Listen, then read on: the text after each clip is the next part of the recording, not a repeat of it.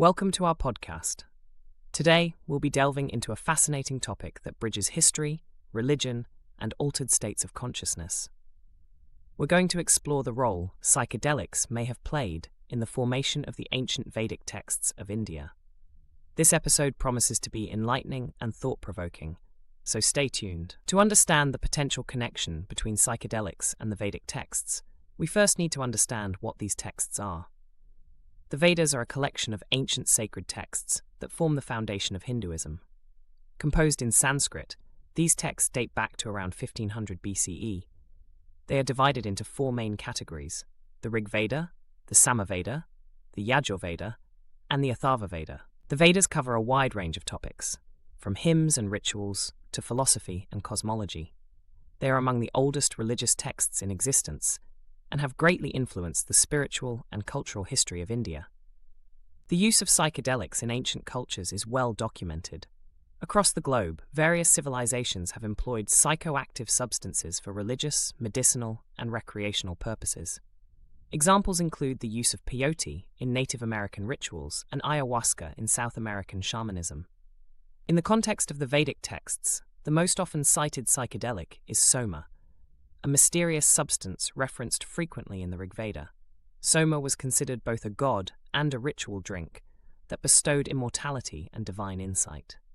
While the exact composition of Soma remains a mystery, theorists propose that it could have been made from a plant or mushroom with psychoactive properties. There is compelling evidence to suggest that psychedelics may have influenced the creation of the Vedic texts.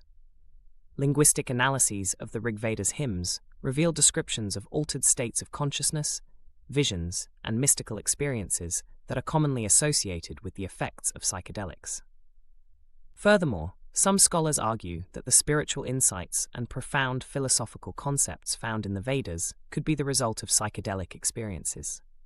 The repetitive and rhythmic chanting of the Vedic hymns could have also facilitated a trance-like state, further enhancing the psychedelic experience. While the psychedelic hypothesis is intriguing, it's not without its critics. Skeptics argue that it's difficult to prove the use of specific substances in ancient times due to the lack of concrete physical evidence. They also point out that spiritual experiences can be achieved through various means, such as meditation and fasting, without the need for psychoactive substances. Another counter-argument is the possibility that the descriptions in the Vedic texts are metaphorical rather than literal. The vivid imagery and fantastical elements could be a poetic way of conveying complex spiritual truths rather than direct references to drug-induced states. In modern times, there has been a resurgence of interest in the role of psychedelics in spiritual practices. Researchers are exploring the potential benefits of these substances for mental health and well-being. Studies have shown that psychedelics can induce profound spiritual experiences and have therapeutic effects on conditions such as depression and PTSD. This renewed interest has also led to more in-depth research into historical uses of psychedelics.